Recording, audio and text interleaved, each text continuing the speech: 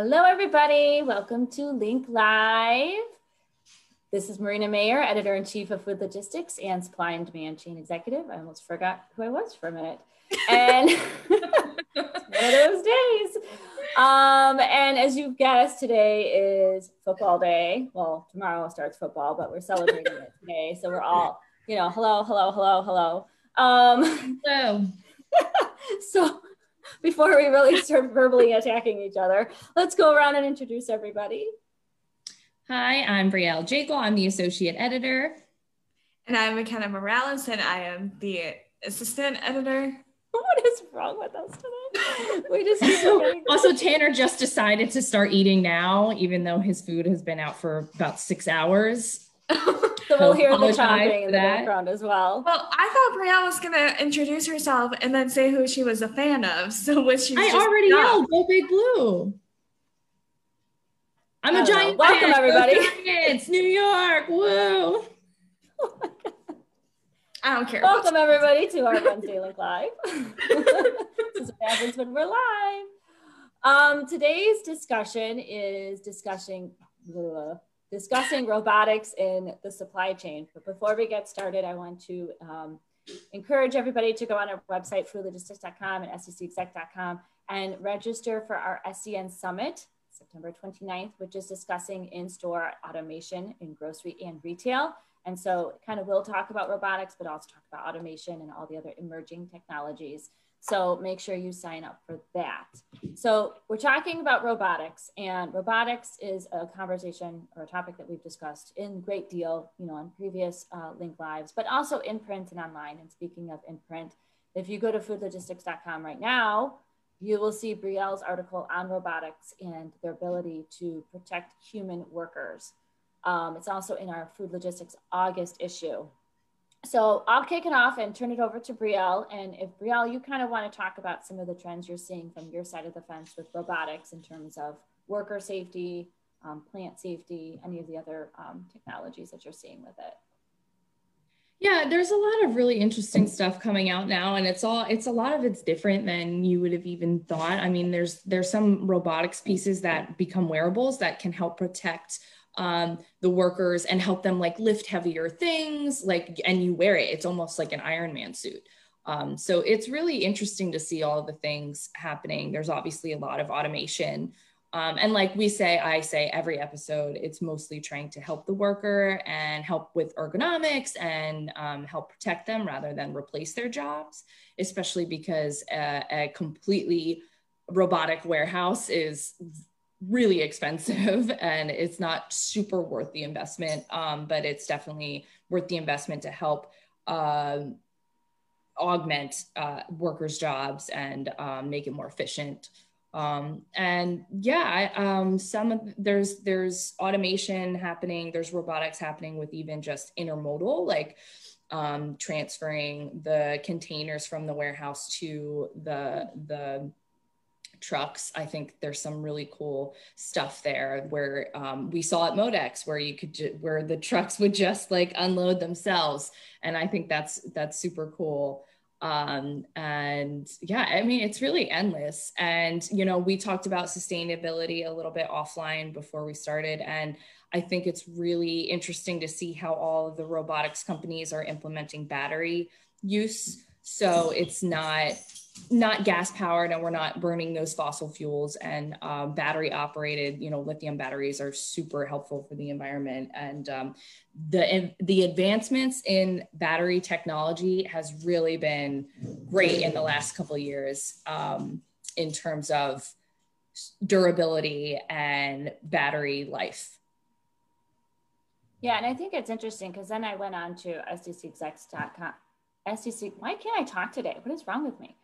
SDCExec.com's website. And there's a press release that was on there from the Association for Advancing Automation that talked about how the market for robotics overall in 2019 was declining.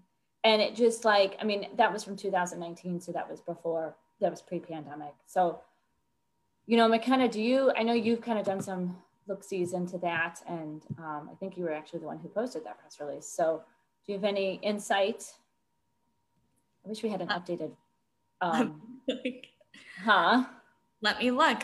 So the North American robotics market decreased 18% in the first half of 2019, and it totaled 716 million, which was down overall. But then the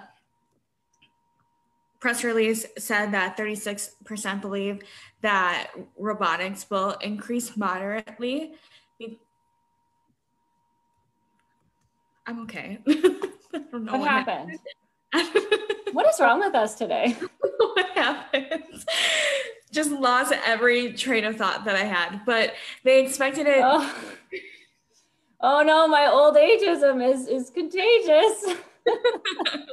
They expected to, but 36% of respondents believe that robotics will increase moderately between 1 and 10%, while 22% believe that they will increase significantly by more than 10%.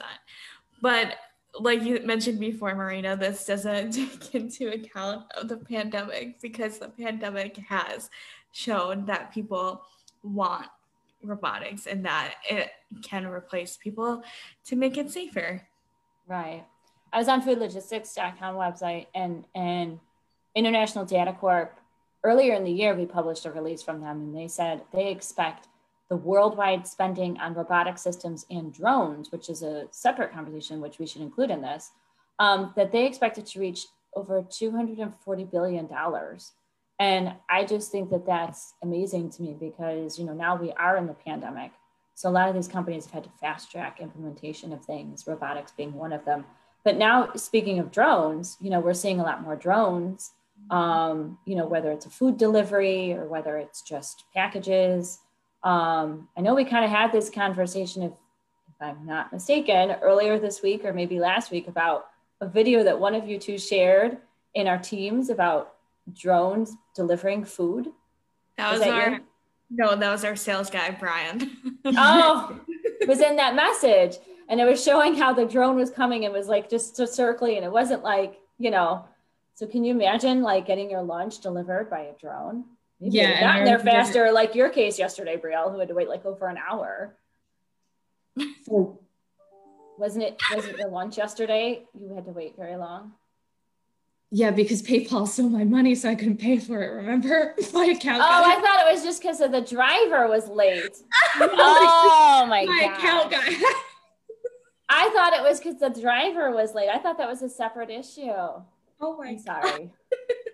Well, if you used a drone, maybe that would have also helped. I don't know. So I remember in the beginning of the pandemic, like right when lockdown happened, I'm sorry, I was just confused. I'm confused too. So we're good. Now we're on the same page. Postmates was using their drones, and there was a video of some guy chasing his Postmates down the street by droids from a drone. So there's definitely a ways to go. And I just actually last week, I think we published or released my podcast episode on drones in the warehouse. So yeah, a lot of it's, I think the most realistic implementation of drones right now is like tracking, being able to oversee the yard and the warehouse. So it can really help just manage the whole operations. Obviously, consumer interface drones are becoming more common, but there's still definitely ways to go with that. But I think it's just crazy. I mentioned this in the podcast episode, but it is really crazy to see how fast technology has come in such a short amount of time, because only three or 4 years ago, when I was writing for a company focused on retail, consumers facing stuff, my coworker was writing a story about drones delivering, like doing food delivery. And when she reached out to the company for comment, she found out that it was actually an April Fool's press release joke. So the fact that only 4 years ago, it was so ridiculous to have the thought of drone delivery was an April Fool's joke versus now where it's like actually happening in just 4 years, I think is really just goes to show you how fast technology is moving.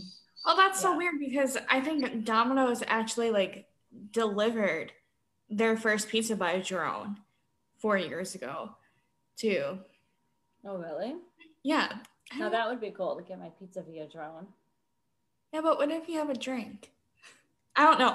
I wonder what how if they have like a little carrying case, you know, like they do when you go through the drive-thrus, you know?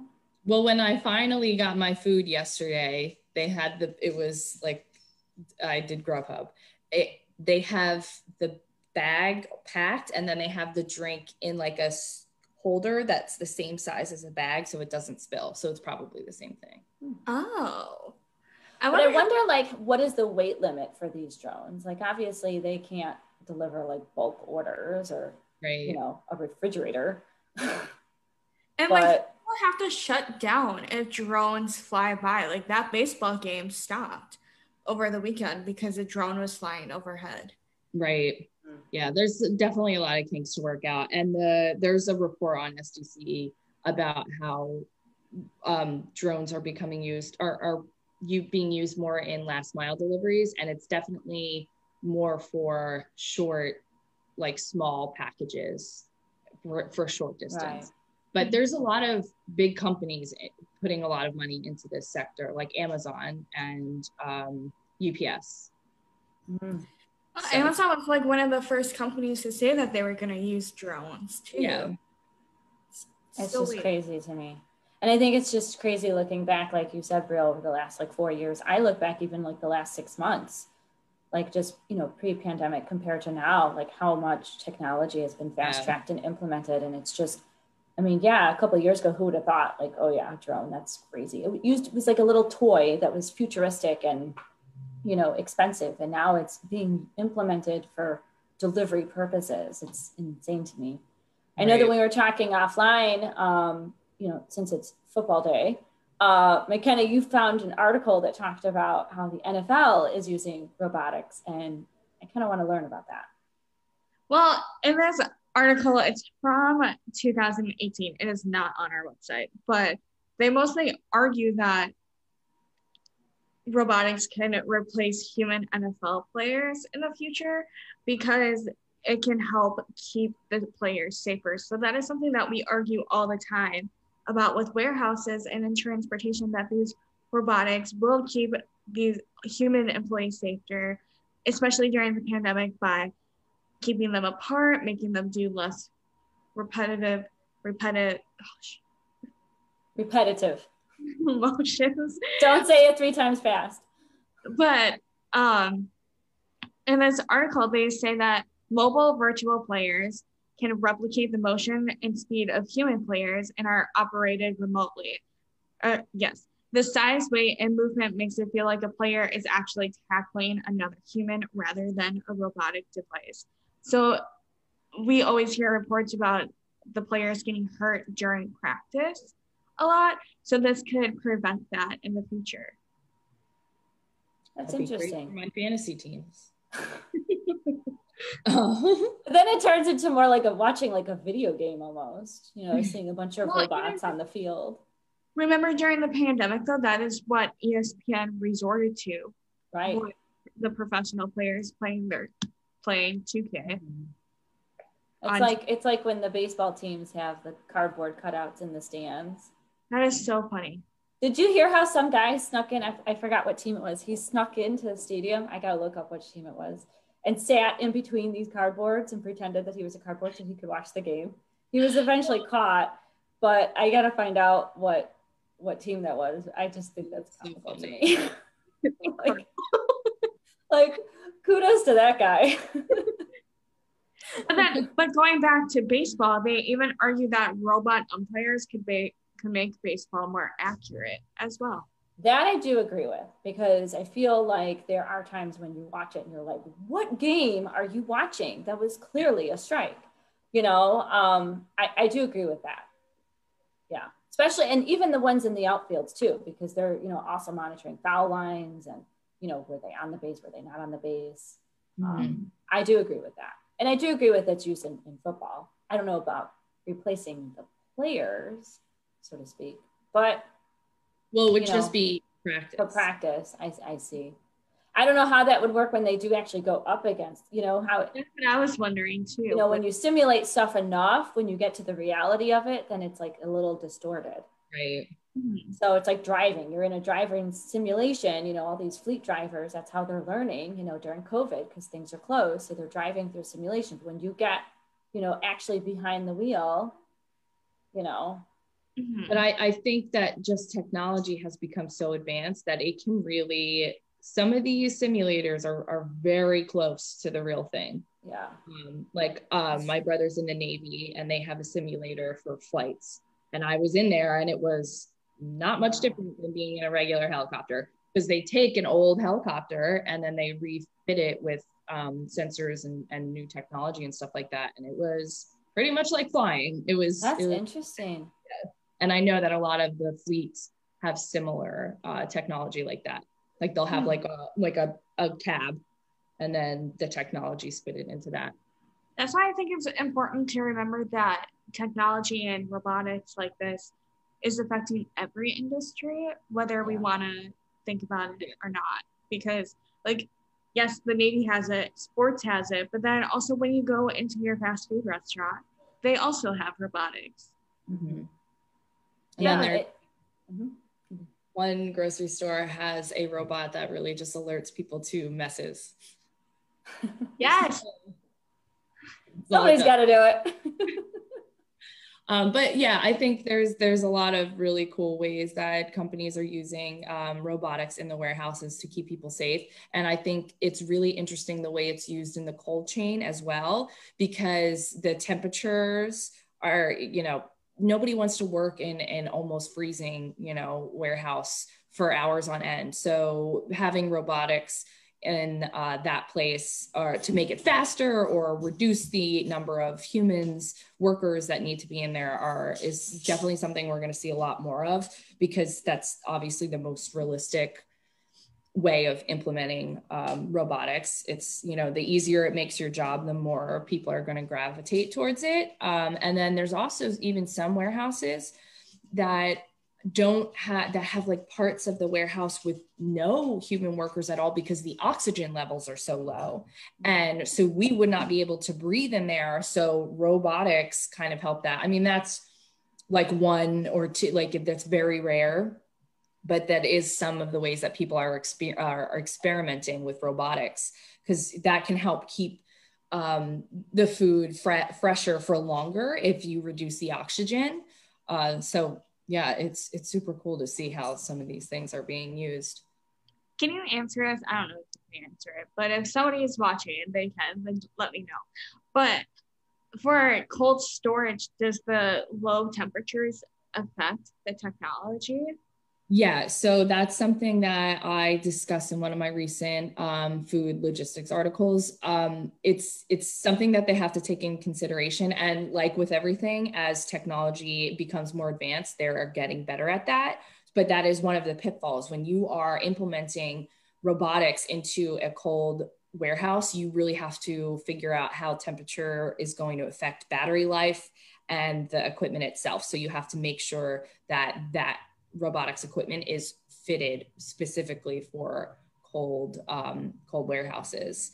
And that also goes for, there's technology and robotics that help make it easier for human workers to work in cold environments, like warming glove technology that allows you to, you still need to press buttons, and that's super difficult with thick gloves on. So there's certain, wearables and stuff like that that's meant to be more usable for the worker and more agile, but also can keep you warm. Yeah, we all talked about like weather recently offline, and here in Illinois where I live, it's been raining and it's cold, and I just need a robot just to get the mail for me. And then can we make that happen? Or a drone or something, because I just really don't feel like going out there when it's pouring down rain. And it's not cold, it's normal temperature for us, but at the same time, for the weekend it was in the 70s and now it's like in the 50s. So it's football weather. And earthquake weather in New Jersey, apparently. Yes, and earthquake weather. Brielle slept through an earthquake and had a dream about an earthquake at the same time. So I guess I didn't really sleep through it. It was happening. You were in it. That's like the virtual reality of a dream, right? You're like in it. That's pretty cool. It's called ESP or ESPN for football. My corny mom jokes for the day. Loosey goosey episode. I love it. I know. So robotics in the supply chain, folks, go to our websites, foodlogistics.com, SDCExec.com. You'll find all kinds of market research, press releases, new developments, lots of companies introducing new robotics. Brielle's article on food logistics. If you do not subscribe to our imprint, please do so, because we have a lot of things coming up in 2021, both in print and digital. Make sure you register for SDCE Summit, September 29th, talking about in-store automation and retail and grocery. And check out our L.I.N.K podcast. Check out our L.I.N.K Educate podcasts. Check out all of our webinars we have coming up. And if you ever want to be a part of anything in the future, please reach out. Mackenna has something to say. Apply for our awards. The SDCE Green Award closes on Friday, and there will be no extensions. So apply for it today. What are we laughing at? Brielle would fall over. Tanner knocked into my stool and knocked me over. He just wants to make a cameo. Apply for the FL100 that closes next Friday, and we're not the deadline for that either. So make sure you get on top of these awards, and we're redesigning some logos and stuff for awards for 2021. So stay tuned. We're very excited. Lots of fun changes coming up. So if you want to be a part of things, we are looking for guests for L.I.N.K Live. We are looking for guests for L.I.N.K. We're just looking for anybody to be a part of us, of our team, and educating the industry on things. So just reach out. Thank you for watching, and we'll see you next week at 11 a.m. Central. Thank you. Bye. Bye. Go Bears.